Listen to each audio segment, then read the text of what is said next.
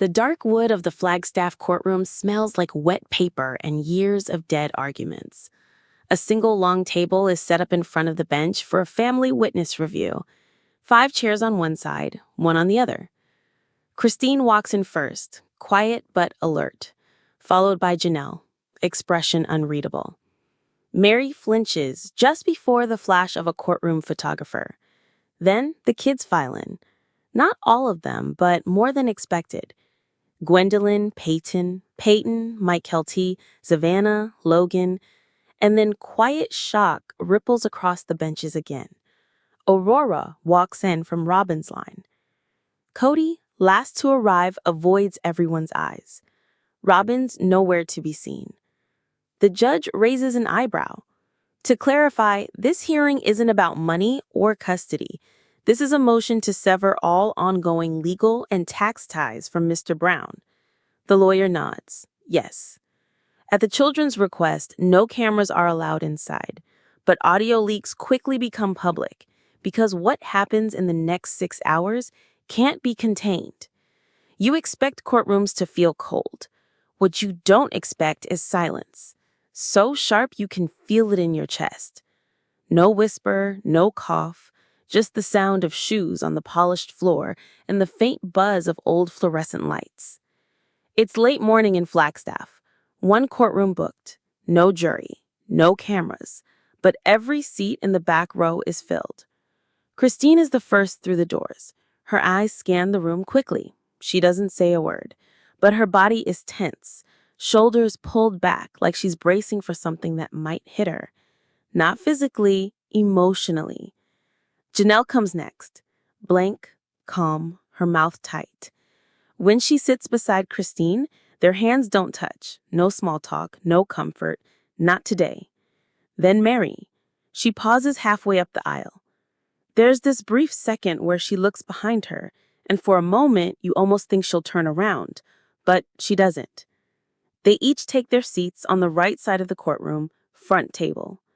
No lawyers next to them, only the judge's assistant, a court marshal, and a thick brown folder labeled Family Witness Petition. Brown, Viv Brown. Then come the kids.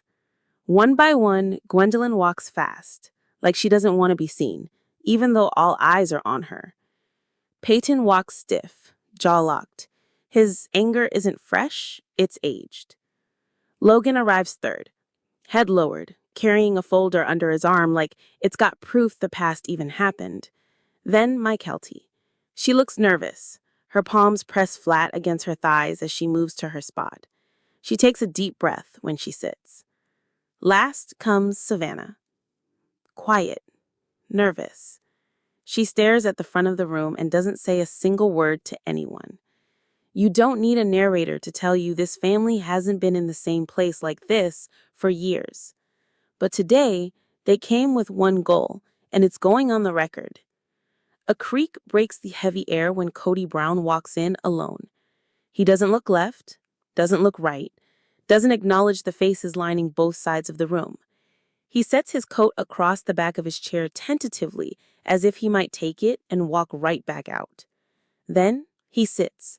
No smile, no motion toward the wives, not even Robyn's chair, which sits empty. The judge, an older man in his 60s, reads directly from the case summary. This petition is being heard as a non-financial family tribunal. No custody, spousal maintenance, or asset division is in dispute. The request is for formal testimonial review and severance of direct legal, financial, and record-keeping connections between Mr. Kody Brown and several of his adult children. The courtroom stills. The phrase severance of connections isn't just paperwork. It means tax records, emergency contacts, health plan links, legacy claims. It means those kids don't want to be legally associated with their father in any way. Is this correct? The judge asks. The attorney seated with the children stands and answers, "That's correct, Your Honor. The children are listed as adults and no signatures were solicited from their mothers. This action is being taken independently by the children alone." Christine blinks a few times. Mary looks up, but Janelle, She already knew. Kody stiffens. His right hand lifts slightly toward his chin, like it's searching for a beard that isn't there. The room watches him react, but he reveals nothing. Then, the door opens again. Quietly, Aurora walks in. Silence turns into confusion. She's from Robyn's marriage line, and no one was expecting her. She doesn't take a seat with the others. She sits a few places down, nervous, on her phone briefly, then still her eyes, flick toward Kody. He smiles, barely, but the damage has already begun. There's no script for this kind of betrayal and no telling who's telling the truth until the next person gets up to speak. The judge clears his throat. He asks each child to confirm they are acting voluntarily. They nod one by one, no hesitation. Except Aurora, who hesitates, then nods too, uncertain. Then the judge leans back in his chair. The question starts slowly. Why now? Logan answers first. Not cold, not emotional either. Controlled. No one filed anything before because we were trying to believe he'd change, or at least that it would fade out without a fight. But then he started showing up in other people's lives. Robyn's kids, family outings we weren't told about. And we realized we weren't fading. We were forgotten. Kody finally speaks. That's not true. Sharp. Flat. The heat rises for the first time. Christine closes her eyes for a second. Her fingers twitch in her lap. The judge leans forward. Let's not begin debate yet. Each of you will speak separately. He looks across the row of children. One of you may begin. Your statements are voluntary, under oath. No one stands right away. Then Peyton puts his hand up. I'll speak first. Don't move, because what Peyton says next will set fire to every lie that's kept this family quiet. And as he stands, everyone leans forward all at once. Because this is the part where the truth stops getting buried and starts getting sworn in. Here's the question we want you to drop in the comments. If you were part of this family, would you take the stand or would you stay silent to protect the others? We're watching and so is everyone else. There are some moments you never forget. A slam of a door, a single sentence, or the feeling in your chest when someone you trusted looks you dead in the face and acts like your existence is optional. That's how it starts. Peyton stands up slowly. He doesn't need time to collect his thoughts. He's lived with them for years. His body is stiff, his voice is dry but solid. When I was about 13, I thought something was wrong with me because Dad just stopped talking to me when I spent too much time at my mom's house. He turns to the judge. I'd get these random bursts of attention, text with smiley faces, or him telling me he was proud of me. Then, like a light switch, gone. No calls, no birthdays. I'd later hear from someone else he was busy. Trips, TLC shoots, Robyn's kids' dentist appointments. The room doesn't make a sound. Christine lowers her eyes. Mary glances over at Janelle, who makes no movement. She already knew about this. She had heard it in the walls between rooms when she and Christine used to vent in whispers. Peyton continues. He treated loyalty like currency. If you talked public about Christine, if you called Gwendolyn's sisters too much, that was it. You were out. Nobody said it, but we all felt it. Like we were renting his attention and it got too expensive. Before you look away, hold that thought. What would you do if your child said that about you in court into permanent record? Kody shifts his weight in his seat. His left knee bounces once, then stops when he notices it. He breathes hard through his nose. That's the only sound he makes. No teen should be scared to call his dad on Christmas morning, Peyton says. Then he stops. His face is hard, but I was. Every time. The judge nods. No questions yet, just silence. Next is Mike Kelty. She wasn't planning to speak first. She rubs her palm against her leg, stands, and scans the courtroom cautiously. This isn't easy, she begins, her voice small but clear. Because for a long time, I pretended it wasn't real. I even told people he was a good father. She picks up a photo from the folder she brought, a printed shot of a father-daughter dance. She places it on the evidence bench without explaining it. He didn't show up. I thought he would. I told everyone he was coming. Her voice hitches. I wore a dress I hated because Dad had said once it was his favorite color. Now she points at the photo. A bare, quiet picture of her dancing with the school custodian, the man who stepped up when her father didn't come. I told my friends the truth only last year. She presses her lips together and retreats to her seat. These aren't headlines. These are children, staring across a courtroom at the one man they once trusted and asking him why they stopped being worth time. Kody finally speaks. This isn't fair. You're telling one side. The judge holds up a hand. No cross yet. Next is Logan, the oldest, the most cautious. When he stands, it isn't angry, it's clinical. I'm not angry, I'm tired. His tone is unlike the others, somewhere between testimony and resignation. You checked out. I graduated, you didn't come. You said you didn't get the invite, but I know. My Keely texted the group thread twice. He pulls out another piece of paper, an old printed message from 2017. Group message, sent to all siblings, spouses, and both parents. There's the receipt, he says, placing it quietly down. I ran the taxes for 2 years when you were moving houses. Dad, I balanced the books and I asked you twice who was getting the network advance that year. You said it'd be split. It wasn't. His words linger not because they're loud, but because they're measured, with no intention of walking them back. You said family before finances, but you handled both the same way. Short attention, short patience, and favors for whoever stayed silent longest. Wen gently places a hand on his elbow when he sits down. No words pass between them. And here's your reason to keep listening, because nothing we've heard yet is as gut-wrenching as what's next. Because next someone speaks who isn't mad, just hurt beyond recognition. Savannah. She moves like she wants to be invisible. She's not dramatic, no folders, no screenshots, just her voice. Small, held together by whatever strength she hasn't spent already. I stopped asking him to come to dance recitals because after the third no, I stopped thinking he forgot. I started thinking I didn't matter. The tension is different now. This is not rage, it's sadness. It drains the room. When I had mono, Mom called all the dads. Nobody showed except 2 of my siblings. Robyn texted a get well basket, but Dad didn't call, didn't send anything. Mom sat with me at the ER at 2 a.m., reading me texts from work to make me feel like someone remembered. Then she pauses. I think he would have shown up, honestly, if it had been Aurora. A shift. Swift, subtle, but undeniable. Kody blurts, "You don't know what I gave up to build this family." But this time, someone answers him. Christine, instant cold. You gave us up. That's what you gave up. And for 5 seconds, nothing moves. Not even the court clerk. Pen frozen halfway through writing. If this is how the court starts, what happens when the quietest one in the room finally opens up?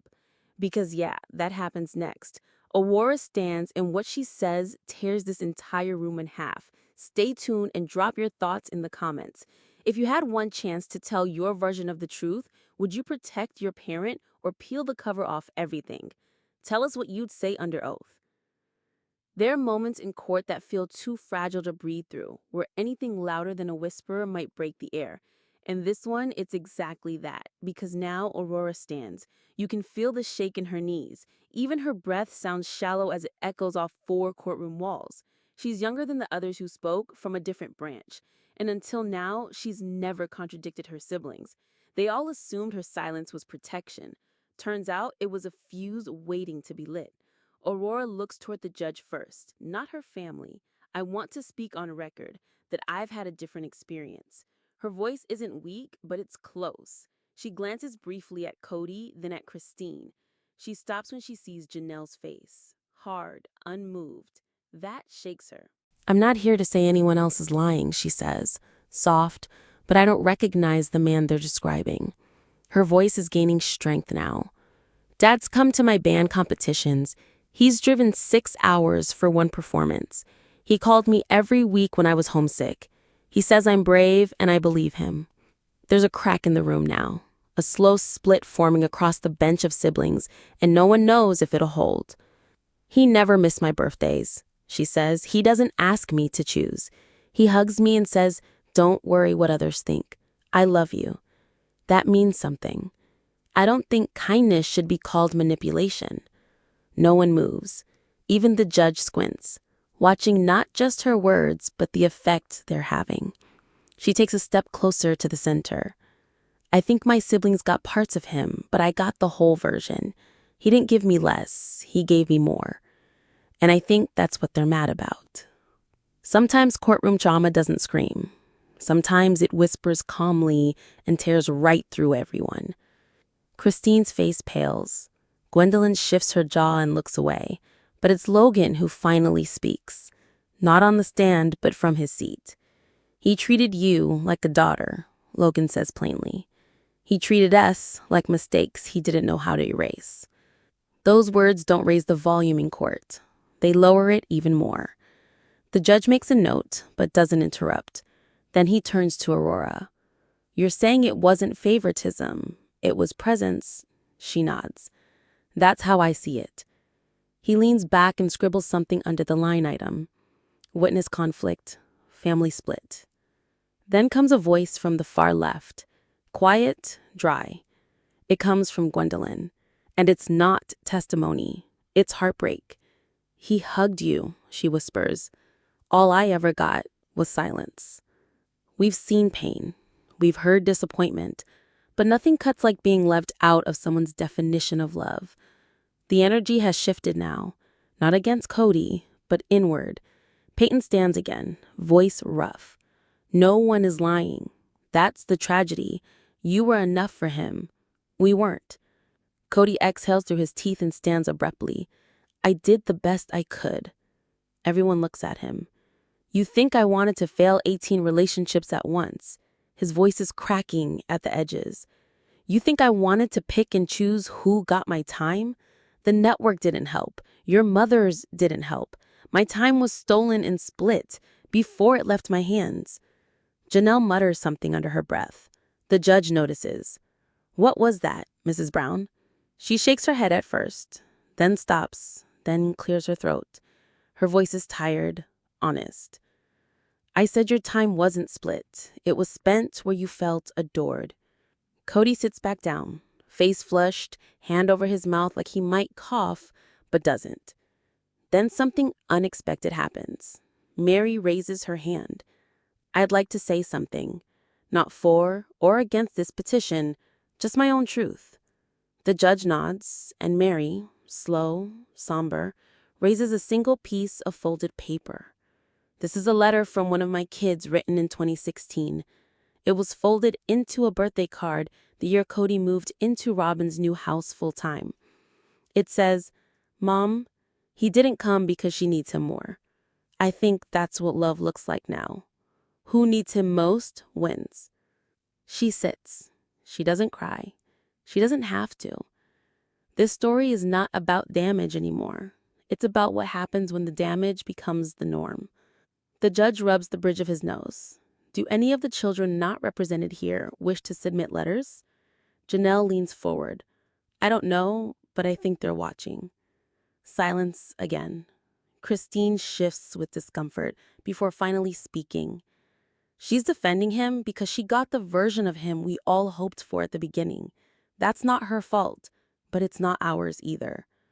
Aurora holds back tears now. You can see it on her face. Somewhere between guilt and confusion, she whispers something no one expects. "I don't need the will. I just need him to stay." And that breaks Logan fully. He stands, his voice flat, searing. We all needed him to stay. But he left. And no matter how quiet or clean or noble it looked, he left. And when we asked where he went, he told us we stopped being grateful enough. That's not fatherhood. That's control. For a moment, you think that might be the end, until somehow Aurora breaks the silence one last time. "Would you take away the one parent I have left just because he couldn't be yours too? Keep watching because the next statement isn't from a child or a parent. It's audio and it's real. A voicemail recorded in secret, and when it plays in open court, it will drag everything into the light, even the things they never wanted us to hear. Tell us in the comments right now. Was Aurora wrong, or was she the most honest person in that courtroom? We're reading every word. Don't hold back. The courtroom doesn't breathe. Peyton holds the phone in his lap with both hands, like it's dangerous, like letting go too quickly might set the whole thing on fire. This was 3 years ago, he says. His voice stays low, tight. I didn't play it for anyone, not even my mom. I saved it because I needed a reminder that it actually happened. The judge gives a small nod. He eyes the attorney seated next to the witness table. Has this audio been authenticated? It has, Your Honor. Metadata confirms the file was created, stored, and unedited since the original date. Peyton unlocks the screen. A line of silence falls across the courtroom like a heavy curtain. He presses play. It begins soft, the sound of wind on the speaker, then the unmistakable voice of Kody Brown. You want to act like I'm the villain here? You sit there and take your mom's side again and again? Don't forget who got you your surgery. Don't forget who kept your name on the insurance even when was told to cut you off. A tiny gasp comes from the back row. One of the bailiffs looks sideways like they weren't expecting this to be so blunt. Kody's voice grows sharper. You don't get to play both sides and still ask me for help. Loyalty isn't optional. You start talking like your mom, you become her. That means you're not welcome over here anymore. Pause. Static. Then one last line. Maybe that's what you want. Maybe you want to be cut out. You hear it clearly now. This case stopped being about disappointment a long time ago. This is about the cost of emotional power. Christine's hand slowly covers her mouth. She doesn't look at Peyton. She doesn't look at Kody. She looks at her own lap, like a mother retracing years, trying to figure out what piece of her child cracked and when it started. Kody's jaw is tight. It's out of context, he says, but no one asks. The judge speaks into the mic. Mr. Brown, you'll be given full opportunity for response, but not now, not during playback.